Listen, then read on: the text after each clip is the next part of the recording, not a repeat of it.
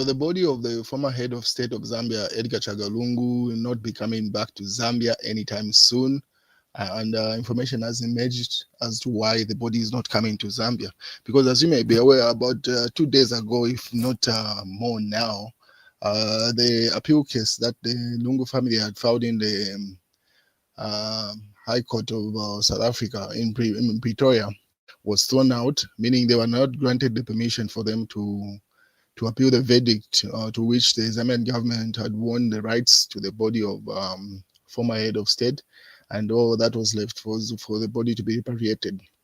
So that court hearing had come up, and it was thrown out pretty much, and no one knew exactly what was the next course of action because people were expecting the Zambian government to repatriate the body immediately, and then obviously the state funeral would commence in Zambia. Obviously, that's a prerequisite of the sitting head of state, President Hakainde Hichilema, who's going to decide whether we extend or add more days of mourning. Then the body will be put to rest at Embassy Park. But then there was just silence from both the Lungu family and silence from the Zambian government. So people now are started wondering to say, wait, if the Zambian government has won their rights again and the Lungu family has lost their appeal case, why is there silence? Why there is no action from any side? So people started speculating, started wondering what's going on. And just a couple of hours ago, it has emerged as to why that's been the situation the past couple of hours. Why we didn't get any update on what's going on. If you remember, our material member of parliament, Mausampa, had said the Lungu family was intending to appeal, but people are arguing to say how were they intending to appeal if their application to appeal in the High Court was not granted? How is that process going to work out? So the route wasn't known, but it seems like it has finally happened. So the Patriotic Front obviously said somewhat celebrating and then jabbing at if you remember, an audio had leaked of Chavinga, who's claiming to be Patriotic Front president now, the one that separated from Mausampa when Mausampa was fighting with Edgar Lungu's camp of the PF, which is now led by Given Wind and Raphael Nakachinda. He had leaked an audio in which he was alleged to be insinuating that South African judges are supposed to be bribed, pretty much saying Judge Afiro Kuliamo, the Pretoria High Court's sham ruling against the Lungu family. That's according to the Patriotic Front. They put up that article pretty much shooting at the High Court of South Africa, Gauteng Division there, simply saying based off that alleged audio that had leaked, it looked like the judges in that case had been given some greasing, allegedly. And obviously the news started circulating further on, and then it is difficult to ascend to power, but it is more difficult to let go of power because it brings out a personal character. The Lungus are still holding on to power, a bit Edgar Lungu's been long gone. So Chufetayari simply alleges to say this is a power move from the Lungu family trying to hold the Zambian government at ransom to dictate how the nation proceeds, especially with regard to this funeral process. And then finally, people are wondering to say, why is the body not coming after Lungu family were denied the application to appeal? Why is government quiet? What's next? Chufetayari decided one day to say, hey, it's been 2 days since the court of appeal was thrown out of court and the Lungu family lost. In fact, even the cost for that particular court session was pinned on the Lungu family, meaning they were expected to pay for the Zambian government lawyers and also pay for their own personal lawyers. So now, this conversation, you were simply asking the questions that the general public had wondering to say what's going on. Why is there silence from government if that's the case? Why hasn't Secretary to the Cabinet chanted the way forward, give a date when the body is expected in the country or not? So people are just wondering what's going on. No one knew, and if most of the sections of the Patriotic Front also kept quiet. Nothing was being communicated. But then again, people are wondering. People started inboxing Chifetayari, say he's there from the inbox. Public lawyer, 20 hours. 20 hours.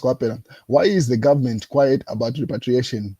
We are tired of this arrogant family. So Chief Etari alleges to say that was a message he had received from his inbox.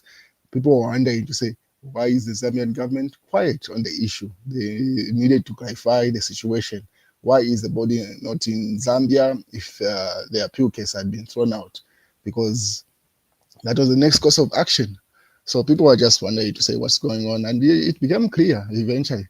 So the Patriotic Front now put up this image around last night, late last night, around 21 hours or thereabout. This information started circulating saying the family of Edgar Chagwa Lungu has today asked the Supreme Court of Appeal to overturn the Pretoria High Court's decision to deny them permission to appeal against the lower court's earlier ruling. That is that the former president be repatriated to Zambia for burial. The family is citing errors in the High Court's assessment of facts, issues, and law, and has asked for leave to refer the matter to the Supreme Court for review. The High Court rejected the application yesterday. Until the appeal is decided, the body of Lungu, who died on 5th June, remains in South Africa. So that's the news that's circulated. So that's the reason why the Zambian government has not moved the body back to Zambia. It's because of that. The Lungu family has appealed out of the High Court. Now they've moved it to the Supreme Court. So that's the main reason. And it was circulated by Shishua. Shishua is the one who put up this information. Obviously, Mao Sampa, material member of parliament, celebrated this news because just when the Lungu family lost the appeal and it was thrown out, he was the first person to say he had information somewhat that the Lungu family intended to appeal. Now people are wondering to say, how were they going to appeal if the application has simply been thrown out?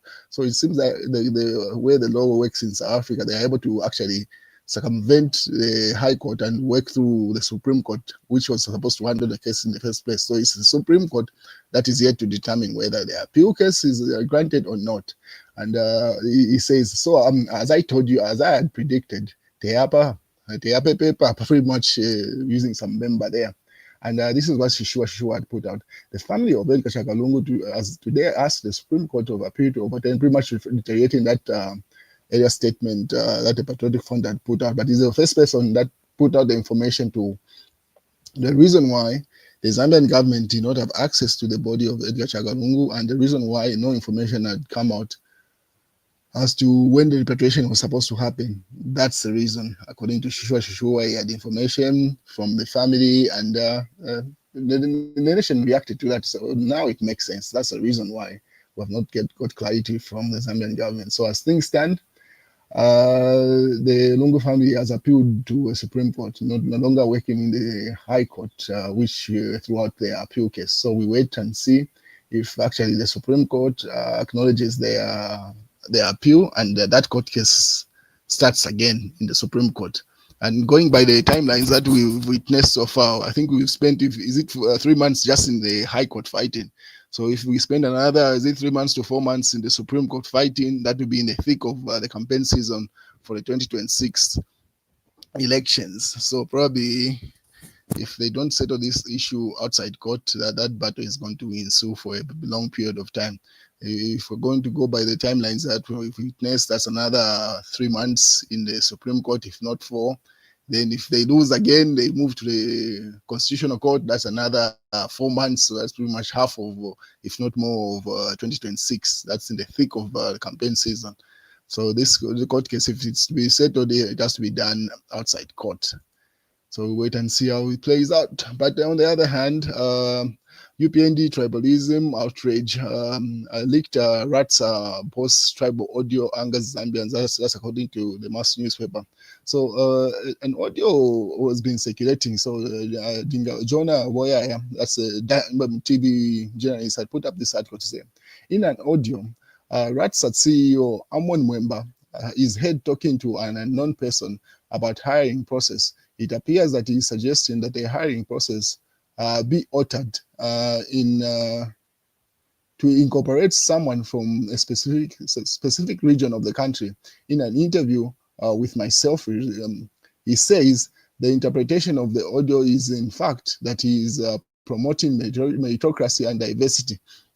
So a tribal audio that has angered the people that was being referred to the mass newspaper is that a number of people have reacted to it. and they're simply calling the for the firing of that RTSA boss there.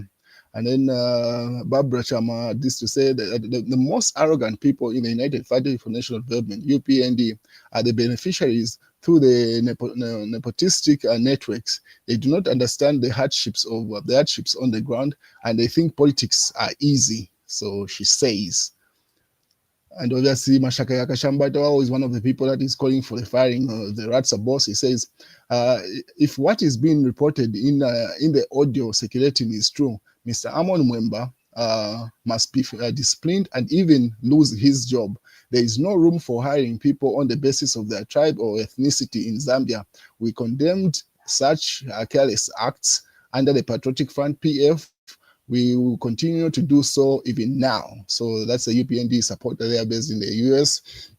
Obviously, the Patriotic Front liked that statement. They shared this comment and they say even the UPND diehard demands dismissal of tribalists at RTSA. So that's what's going on there. Demands for him getting fired. And according to Emmanuel Mwamba, said RTSA, he spent the whole day harassing those he felt recorded him. He has threatened cyber laws on them for illegal recordings. So Emmanuel Mwamba alleges to say the boss was pretty much threatening everyone that was involved in that recording or who was present at the time. And he says he's going to use cyber security laws against them for illegal recording of that conversation. And then Mashaka doubled down when people started commenting to say if Chimba Kambwili was arrested for the same, why is this man not just fired but also arrested for the situation? So he says, no, the content of the alleged Amon voice note does not equate to what Dr. Chimba Kambwili said. It was just an insinuation that hiring should have a consideration of where you come from. That is professionally unethical and wrong, and I still think he should be fired. So he says they are not the same, but definitely he should be fired. He doubles down. That's Mashaka Akashambatwa there. While these fights continue in the Tonse Alliance, as you may be aware, they are fighting who's going to be chair, pretty much. That's going on. To which Jonah Huyo responded to say, the full name has to be Tonse Tiambana. So simply saying, I mean, they should change their name from Tonse Alliance to Tonse Tiambana. It seems like that's a new order of the day in fighting within the alliance, because they're not working as an alliance or a team. At this point, they might as well just change the name to We Fight Every Day. Obviously, a good politician studies the trends and formulates strategies from a well-researched point of view. 2026 elections will be fueled by different dynamics, crying with Chakwera and the 99 others. So as you may be aware at this point, it looks like the incumbent in Malawi elections, Chakwera, is lost those elections by a landslide. And that's what people are commenting on. So the UPND should take that as a warning at this point. Study the trends and there, that's a comment she put up there. What is the fights in the Patriotic Front continue? Sean Tembo says that at ni Secretary General or watch referring to Patriotic Front, but she doesn't even know where the Pososhi constituency is located. He only knows the locations here, Millennium TV and Hot FM.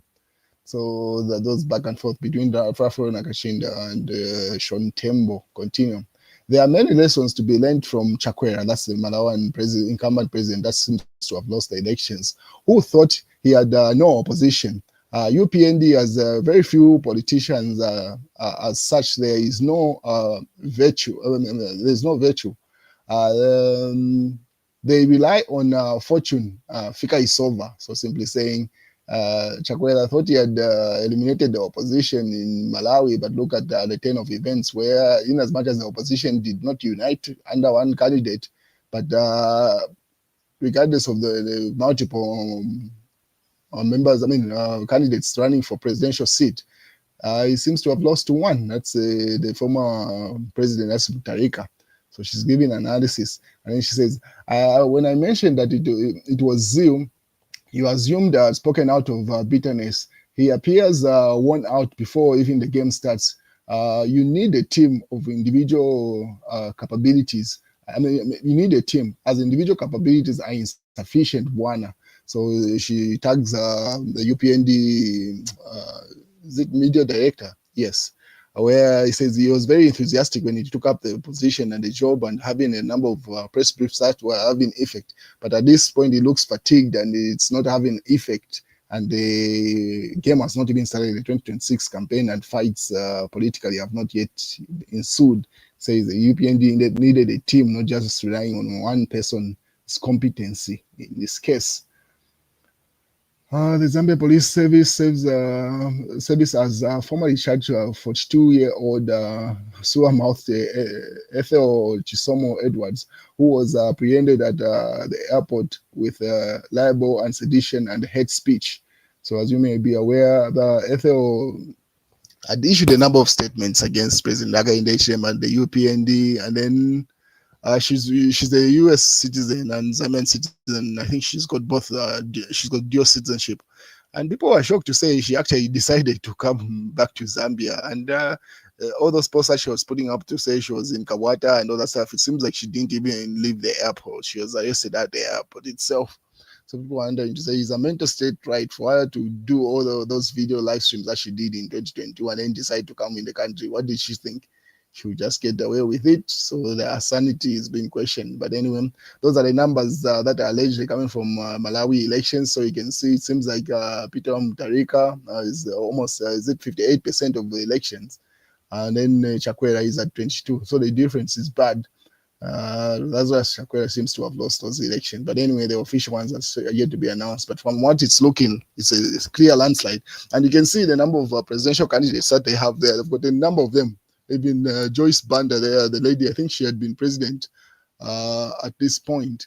I mean, at some point in Malawi. But she's part of the list of presidential candidates. But the fight is between Chakwera and Mutharika there, as you can see. So the point is that regardless of the number of presidential candidates on the ballot, people still would know who's in the competition in this case. And then DPP challenges Luinda Zakwito. Then obviously that's what's going on. Here they are. So PS Nicholas P makes good of his promise, and as 119 CDF ambulances save his job. So the ambulances are in the country, as you may be aware. Finally, 119 out of the 156 CDF ambulances arrived. Government flags off to distribution. So that's what's going on. And then this was at the event when the ambulances were being distributed. So you can see from the far left, you can see Nebas Mumba, and then Kavindere, then Secretary to the Cabinet Patrick Kangwa, and then also Attorney General there, Kavesha. So as they witnessed the distribution of those ambulances. And that's what's going on, ladies and gentlemen. So the body of Edgar Lungu is not coming back, and based on those facts that the Lungu family has appealed to the Supreme Court. So we wait and see how that plays out. If indeed they decide to settle the case outside court, they have an outside court settlement. That's a likely one, and that is going to work. Otherwise, in the court sessions, in as much as they are losing, I think at this point they just want to ride out the entire court process. And going by the timelines of riding out that entire court process, that is pretty much it will head into the Zambian election season. So at this point, let's wait and see how it plays out. That's the news, ladies and gentlemen. Have a good day.